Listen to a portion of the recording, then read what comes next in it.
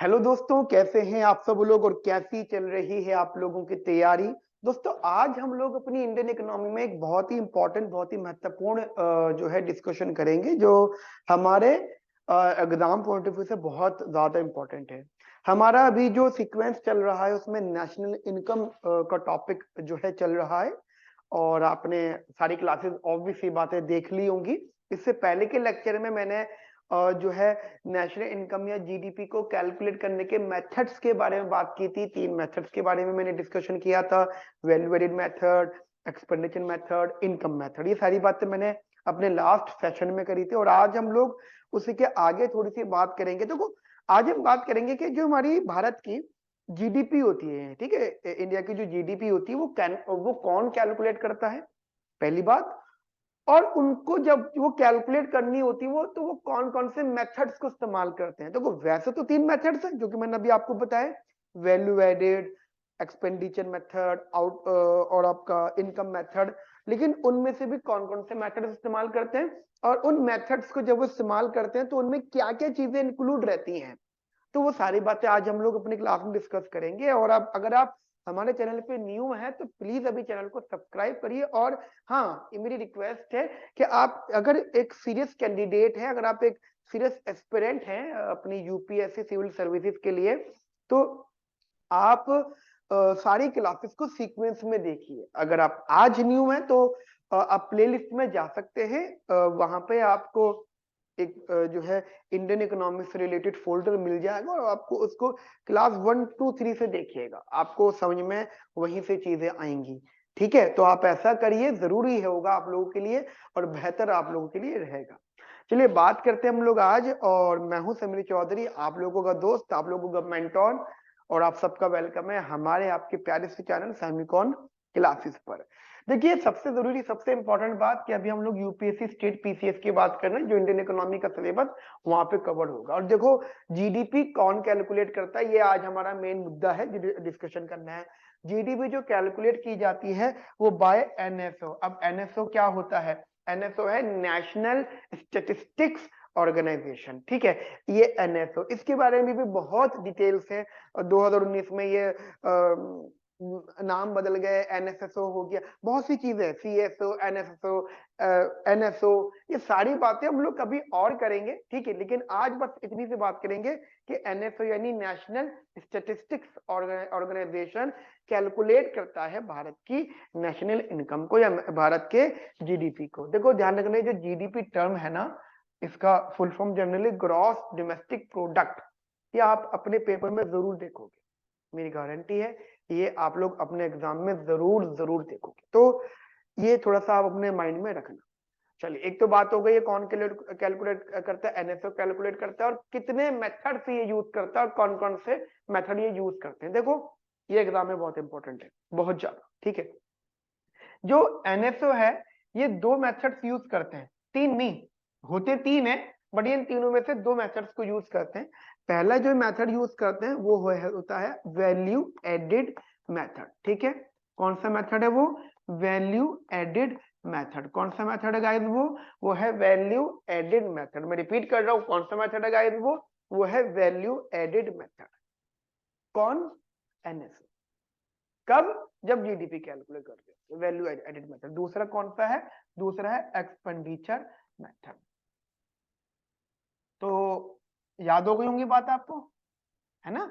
आपको ये बात याद हो गई होगी कि कौन कौन से मेथड है, वैल्यू एडेड मेथड और एक्सपेंडिचर मेथड। अब एक क्वेश्चन ये भी एग्जाम में आ जाता है, बहुत इंपॉर्टेंट, के वैल्यू एडेड मेथड के अंदर वो कौन कौन सी चीजें, इसमें भी एक्सपेंडिचर मेथड में भी वो कौन कौन से टर्म्स हैं और कौन कौन से इनके सोर्सेज होते हैं जिनको ये इस्तेमाल करके जो इस मेथड से कनेक्ट करती हैं या इस मेथड से कनेक्ट करती हैं अलग अलग, जिससे वो जीडीपी कैलकुलेट कर पाते हैं। ठीक है, तो मैंने अभी यहाँ पे क्या करा है, जस्ट आप लोगों के लिए यहाँ पे पूरी लिस्ट लिखी हुई है कि वैल्यू एडेड मेथड के अंदर क्या क्या चीजें इंक्लूड यहाँ पे रहती हैं। देखो, वैल्यू एडेड मेथड के अंदर टोटल 1920, मैंने एक आध ऊपर नीचे हो गया होगा, ठीक है, 19-20 चीजें हैं जो इसमें इंक्लूड रहती हैं। और भी चीजें देखो, समय के साथ साथ चीजें बढ़ती ही हैं, कुछ कम भी होती, कुछ बढ़ती भी हैं, लेकिन ये वो चीजें जो बहुत ज्यादा इंपॉर्टेंट है। तो value added method is completely from the production side. ठीक है, it is basically from the production side, value added method is basically connect to the production side. अब प्रोडक्शन साइड का मतलब हो जाता है कि या तो वो गुड्स की प्रोडक्शन की बात करें, सर्विसेज की बात कर रहे हैं, तो वो हर प्रकार की जो भी चीज प्रोड्यूस होगी, चाहे वो गुड्स हो चाहे वो सर्विसेज हो, वो वैल्यू एड मेथड के अंदर इंक्लूड होगी। और इन सब चीजों को एड अप करके, इन सब चीजों की फाइनल वैल्यूज को एड अप करके, ठीक है, उनसे जो भी वैल्यू कैलकुलेट हो रही है, वैल्यूज को ऐड करके हम यहाँ पे जो है जीडीपी निकालेंगे, इसलिए इसे वैल्यू एडेड मेथड कहा जाता है ना। देखो सबसे पहले इसमें आ जाता है एग्रीकल्चर। देखो सबसे इंपॉर्टेंट बात है जो हमेशा से चलता आ रहा है, एग्रीकल्चर एंड नॉन एग्रीकल्चर। यानी एग्रीकल्चर एक तरफ, दुनिया की सारी चीजें एक तरफ। Agriculture very important at the time of independence. ये बाकी चीजें तो थी भी नहीं, financial, insurance, real estate, public administration, बहुत ट्रेड, होटल्स, ट्रांसपोर्ट, कंस्ट्रक्शन, ये कुछ भी नहीं था। गैस, वाटर सप्लाई, इलेक्ट्रिसिटी, बहुत कम सी सब चीजें थी कि उस टाइम एग्रीकल्चर था। लेकिन आज की डेट में agriculture is one of the part but not entire part, right. अब एग्रीकल्चर जिसके अंदर सारी चीजें आ जाएंगी, जितनी गेहूं चावल भी है ना, ज्वार बाजरा, जितनी भी चीजें प्रोड्यूस हो रही है सारी चीजें आ जाएंगी, एवरीथिंग, राइट। सब कुछ इसके अंदर जो है इंक्लूड हो जाएगा। उसके बाद forestry, you know what do mean by forestry, जितनी भी चीजें फॉरेस्टेशन से रिलेट करती है फॉरेस्ट्री, ठीक है, वो आ जाएंगे। फिशिंग है ना, मछली पालन, माइनिंग, ये आपको सब पता। अब माइनिंग कर रहे हैं, उससे जितना भी चीज प्रोड्यूस हो रही है, चाहे वो गोल्ड की माइनिंग हो, चाहे वो ऑयल की माइनिंग हो, वो किसी भी या किसी भी चीज की माइनिंग हो, ठीक है, तो उससे जितना भी प्रोडक्शन हो रहा है वो सब कुछ इसके अंदर आता रहेगा। दूसरा, पांचवा यहाँ पे मैन्युफैक्चरिंग। मैन्युफैक्चरिंग वो चाहिए, वो आपका सेकेंडरी सेक्टर, जितनी भी चीजें प्रोड्यूस हो रही है मिल के अंदर, एक जो है मशीनरी के थ्रू जो वर्कर्स को बना रहे, जैसे शुगर मिल है ना, वो मैन्युफैक्चरिंग, जितनी भी चीजें मैन्युफैक्चरिंग हो सकती है। इलेक्ट्रिसिटी, ये बहुत इंपॉर्टेंट पार्ट रहा इलेक्ट्रिसिटी, इस पर काफी ज्यादा इश्यूज रहते हैं। बट इलेक्ट्रिसिटी, अब देखो इलेक्ट्रिसिटी दिखती तो नहीं है ना, लेकिन ये होती है, प्रोड्यूस होती है, और वो सर्कुलेटरी, हम आज इलेक्ट्रिसिटी का इस्तेमाल कर रहे हैं तो इससे भी होता है। गैस, वो जो आपका एलपीजी गैस, सीएनजी है ना, सीएनजी हो गया या एलपीजी हो गया, राइट, ये सारी गैस है। वाटर सप्लाई, वाटर सप्लाई जो ये जो आपका साफ होता है वाटर, उससे जो फिर वो लोगों तक पहुंचता है, तो गंदे पानी को साफ करना वो भी एक प्रकार के सर्विसेज का पार्ट है, तो उससे भी वैल्यूएशंस ऐड होती हैं, राइट। कंस्ट्रक्शन है, कंस्ट्रक्शन तो काफी ज्यादा अब चर्चाओं में रहता है, उससे क्योंकि अधिकतर जो है अधिकतर जो है मजदूर जो है ना, कंस्ट्रक्शन साइड में है हमारे भारत की। काफी जो है लोअर तबका जितना भी है, ठीक है, निचला तबका जितना भी है, वो सब लोग कंस्ट्रक्शन में। एंड आफ्टर दैट ट्रेड, देखो ये ट्रेड ना, ये वाला ट्रेड आ गया स्टॉक मार्केट वाला, वहां से भी चीजें प्रोड्यूस होती हैं, सर्विसेज प्रोड्यूस हो रही है, उससे भी इकोनॉमी को आप जो है कह सकते हो क्या चल रही है वो, ठीक है। होटल्स आ गया, ट्रांसपोर्टेशन आ गया, कम्युनिकेशन आ गया, जो कम्युनिकेशन जो चलता है ना इकोनॉमी के अंदर, मैं उसी की बात कर रहा हूँ, ठीक है। ब्रॉडकास्ट से रिलेटेड, ये जो ब्रॉडकास्ट होती है ना चीजें, इंटरनेट वगैरह, उनकी बात हुई है। फाइनेंशियल इंस्टीट्यूशंस बने हुए हैं, ठीक है, इकोनॉमी को पैसा चाहिए होता है, लोगों को पैसा चाहिए होता है, उससे रिलेट ये सब चीजें। इंश्योरेंस है, रियल एस्टेट है, पब्लिक एडमिनिस्ट्रेशन है, डिफेंस है, और दो चार चीजें और भी हो सकती है। तो ये कुछ मैंने लिस्ट बनाई है आप लोगों के लिए, आप प्लीज इसको एक तो लिख लीजिएगा मेरे साथ में। वैसे तो मैं आपके लिए लिखता, पर मैंने क्या करा, पहले ही लिख दी, जिससे कि आपको लिखने में हट जाता हूँ। जब मैं हटाऊं तो वीडियो को पॉज करके आप प्लीज इन सबको एक बार जरूर लिख लीजिएगा। पेपर में होता है होगा क्या, ऑब्जेक्टिव पेपर में इनकी ऑप्शंस होंगे और इसमें से कोई एक अलग नाम रख देंगे यहाँ पे, अलग सा, जैसे एग्जांपल दे रहा हूँ, नेट एक्सपोर्ट रख देंगे इसके बीच में, और कहेंगे बताओ कौन सी स्टेटमेंट ट्रू है, कौन सी स्टेटमेंट फॉल्स, और जो स्टेटमेंट फॉल्स होगी उसमें नेट एक्सपोर्ट भी इंक्लूड होगा, या कुछ ऐसा कंसेप्ट होगा जो इनसे रिलेट नहीं कर रहा होगा, तो कहेंगे कौन से वैल्यू फॉल्स है, कौन सी ट्रू। ऐसे तो क्वेश्चन आते हैं ना आपके प्रीलिम्स में भी, तो ऐसे तैयारी आपको करनी है मेरे साथ में, ठीक है। तो ये कौन सा मेथड था बेटा, ये था वैल्यू एडेड मेथड। कौन सा था, वैल्यू एडेड मेथड। उसके बाद में अब जो मेथड की बात करेंगे, that is the expenditure method, ठीक है। Now we are talking about the expenditure method. Expenditure method,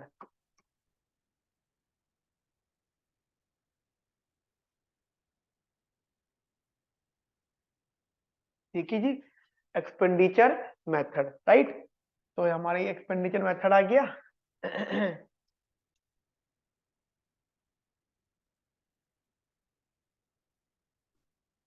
चलिए आगे बात करते हैं। देखो expenditure method is very easy. इसमें वही सब चीजें आ जाएंगी जो हमने लास्ट क्लास के अंदर पढ़ी थी। इसमें बहुत ज्यादा कुछ नहीं आता। इसमें मेजर लेवल पे 4 चीजें आती हैं। तो सबसे पहले कौन कौन सी चीज है? पहला तो प्राइवेट, या आप ये जाने ना, फाइनल की बात हो रही है, प्राइवेट कंजम्पशन एक्सपेंडिचर।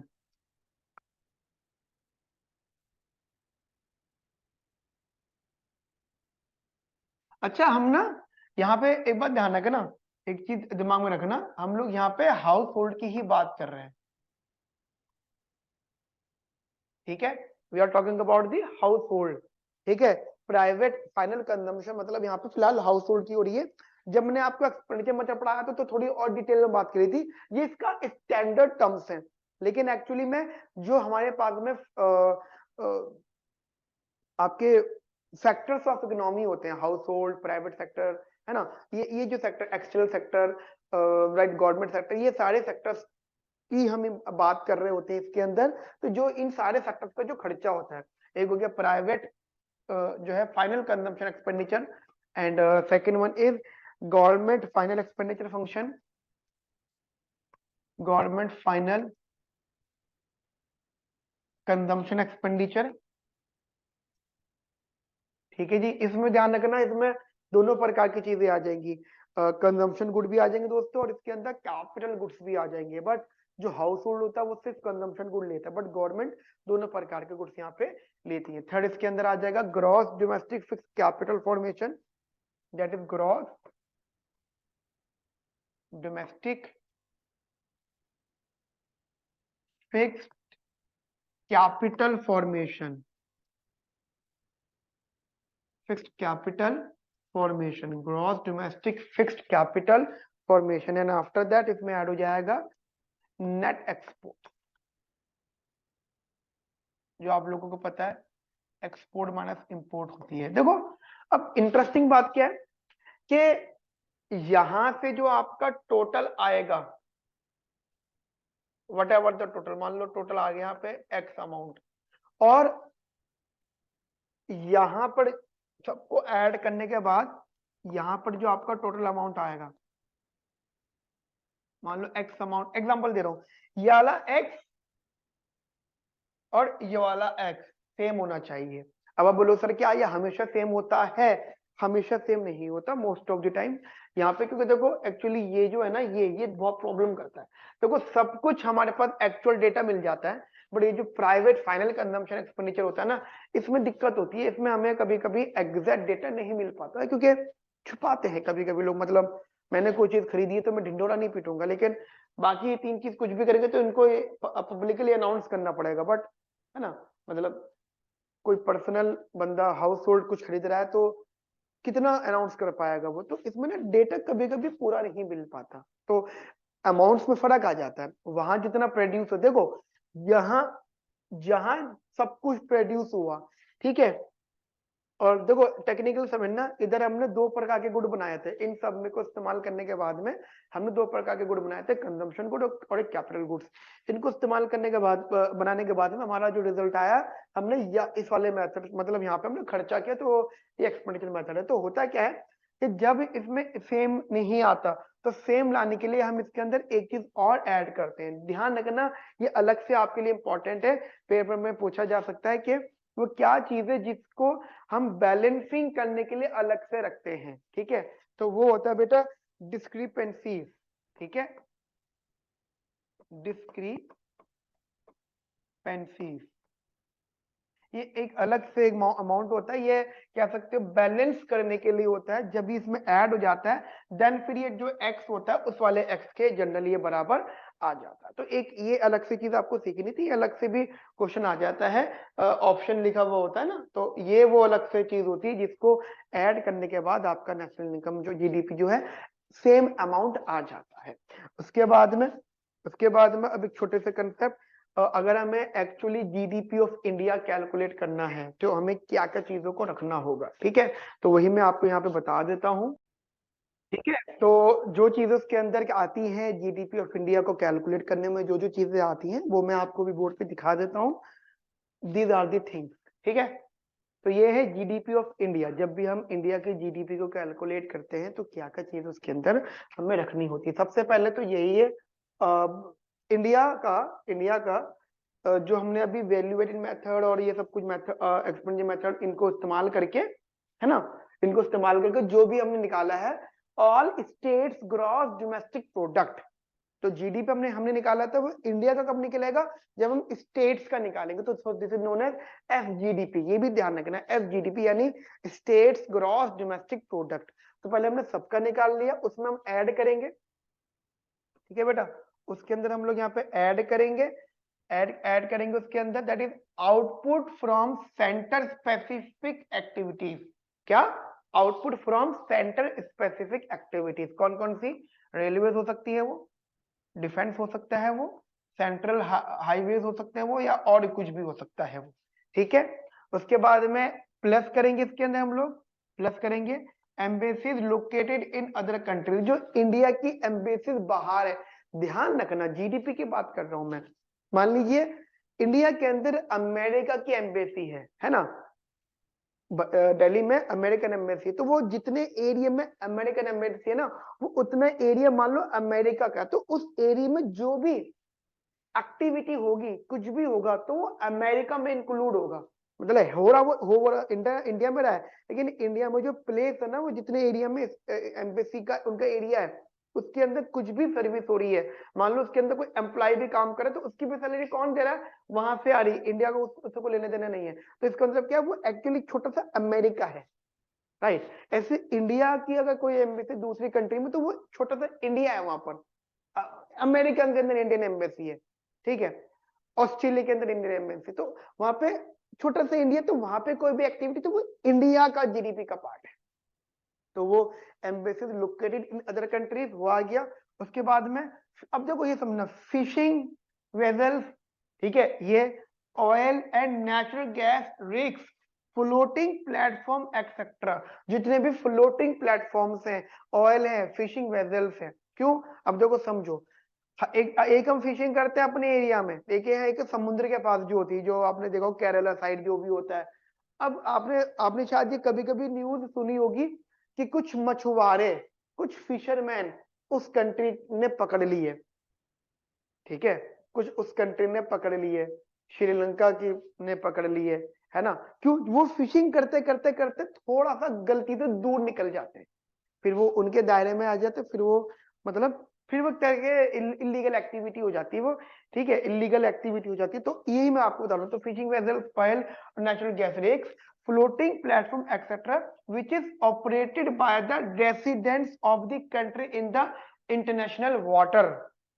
मान लीजिए जैसे जैसे ये इतना एरिया हमारा है, ठीक है बेटा, इतना एरिया हमारा है, हम लोगों का इतने एरिया। अब इतने एरिया में मान लीजिए ये इसके आसपास जो है वो पानी है, वाटर है। तो हमारे इतना एरिया आ रहा है, कवर हो रहा है, तो इतने एरिया को इंडिया यूज करा। और तो अभी इस पे काफी सारे डिबेट्स होते हैं। आप जब आप इसको ज्योग्राफिकली पढ़ोगे, ठीक है, ज्योग्राफिक्स में पढ़ोगे आप, ज्योग्राफी में पढ़ोगे जब आप इन सब चीजों को, तो आपको शायद और डिटेल समझ में आएगी कि वाटर का भी क्या रिलेशन है।